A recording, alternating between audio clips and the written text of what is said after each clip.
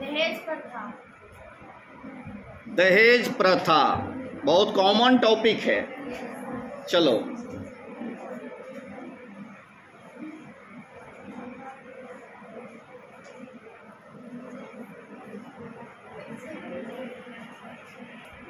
मैं 9th class में पढ़ती हूँ।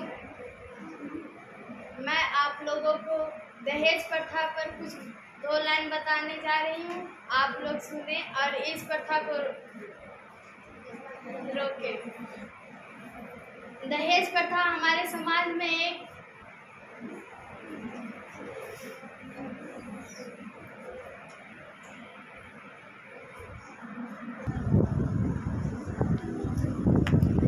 क्या है? पढ़ो जोर से, जोर से पढ़ो। बहुत ही बेहतरीन टॉपिक सिमरन को मिला है। बोलो, स्वयं बोलो।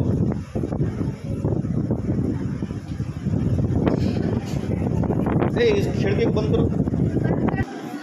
राष्ट्रगान सुनाने के लिए का टॉपिक मिला है। चलो,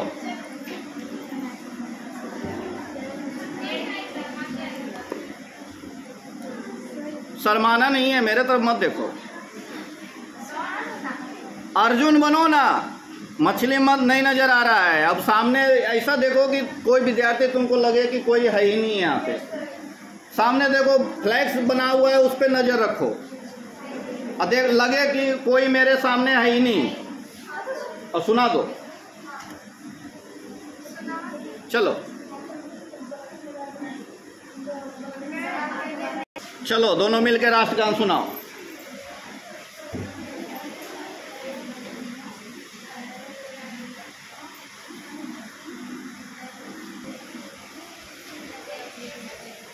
चलो स्टार्ट।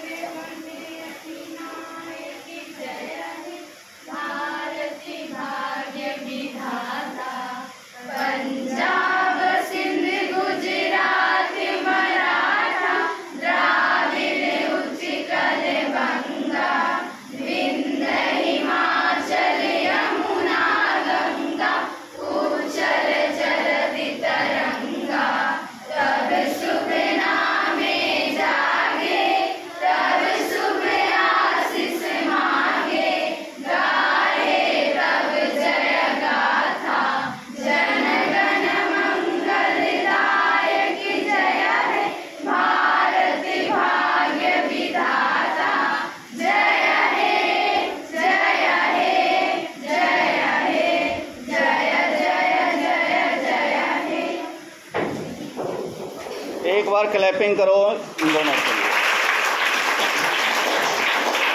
चलो,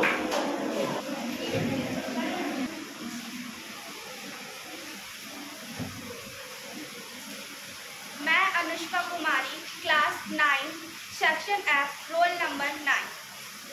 तो मेरा टॉपिक है शराबबंदी। शराबबंदी, जैसे कि आप देख सकते हो, आजकल बहुत ही कम उम्र में लड़के हो चाहे लड़की, वो मतलब देखा जाए तो छोटे छोटे उम्र में बच्चे अभी से शराब को क्या बोलते हैं, पीते हैं। घर में मम्मी पापा की, कभी आपकी फैमिली में भी ऐसा हुआ होगा, चाचा चाची हुआ था, जो भी होंगे,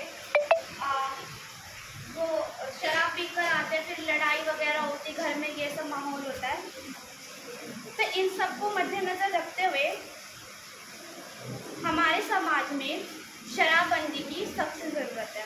वैसे तो शराबबंदी के लिए बहुत सी रूल्स वगैरह बनाए गए हैं, बट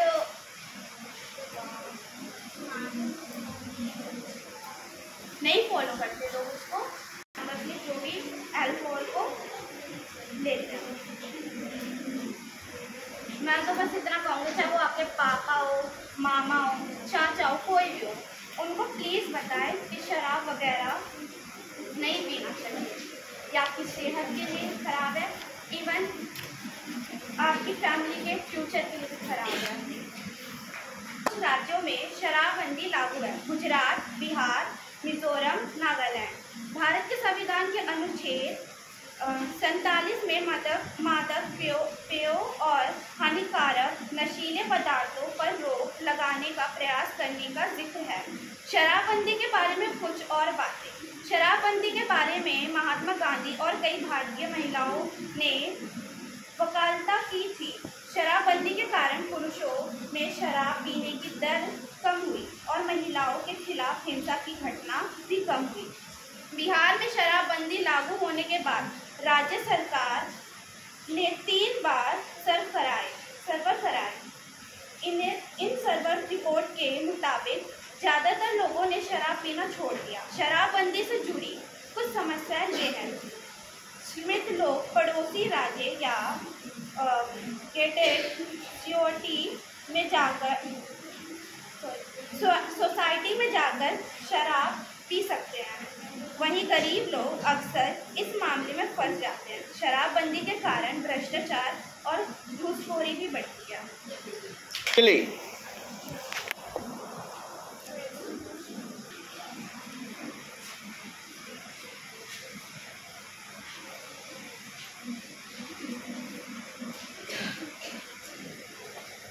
बताओ। अहिंसा परमो धर्म। अहिंसा परमो धर्म बहुत ही बेहतरीन टॉपिक मिला है ना? सुनी तो होगी। अहिंसा परमो धर्म नहीं सुनी है? अहिंसा मतलब क्या? अहिंसा मतलब अहिंसा, मतलब हिंसा ना करना। ठीक है, हिंसा मतलब लड़ाई झगड़ा ये वो वाला है ना, वो नहीं करना। परमो धर्म मतलब क्या? सबसे परम धर्म है ना? अब इसके बारे में बताना है। चलो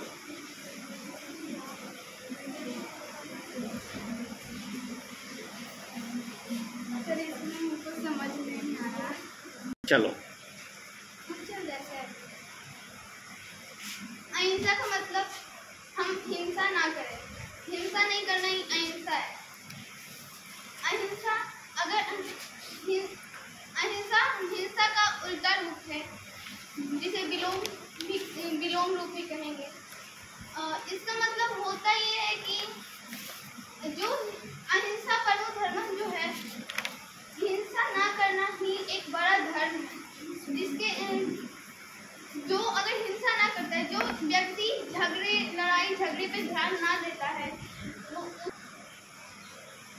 अहिंसा परमो धर्म का मतलब है कि हिंसा ही जीवन का सबसे उत्तम धर्म। अहिंसा ही जीवन का सबसे उत्तम धर्म है। इसका मतलब है कि किसी को भी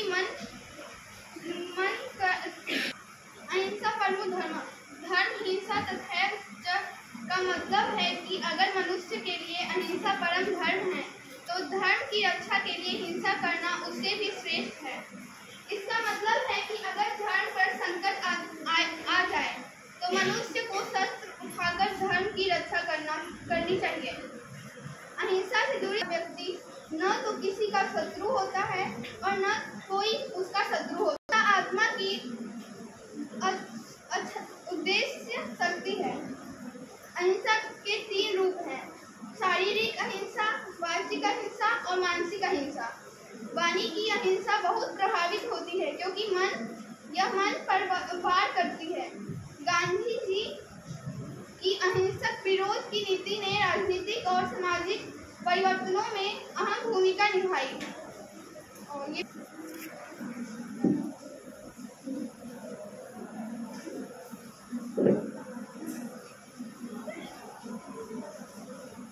क्या है? पढ़ो। महिला सशक्तिकरण टॉपिक है।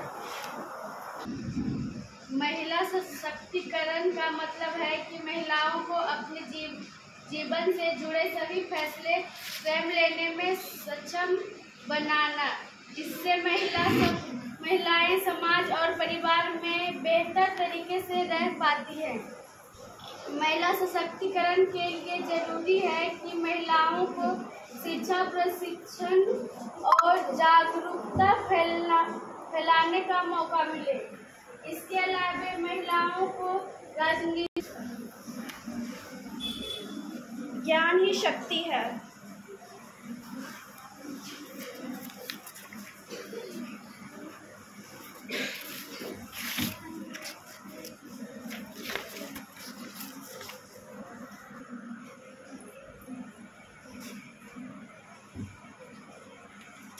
चलो कोई नहीं।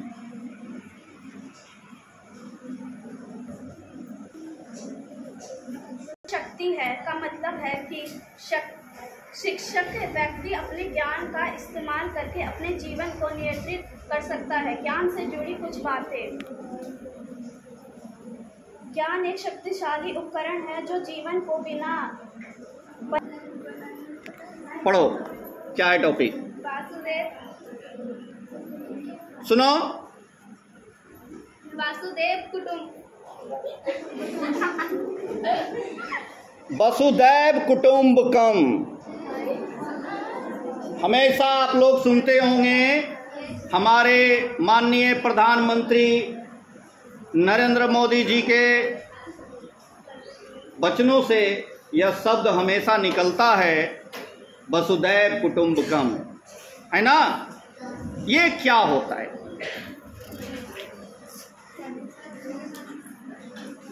ऊपर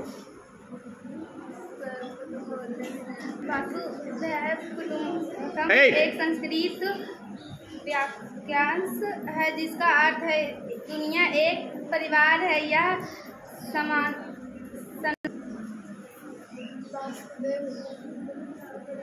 वसुदैव कुटुंबकम एक संस्कृत वाक्यांश है जिसका अर्थ है दुनिया एक परिवार है। यह सनातन धर्म का मूल संस्कार और विचारधारा है। यह वाक्यांश कई ग्रंथों में मिलता है जिसमें महाउपनिषद भी शामिल है। भारतीय संसद के प्रवेश कक्ष में भी यह वाक्य लिखा है। इस वाक्यांश के बारे में कुछ और बातें। यह वाक्यांश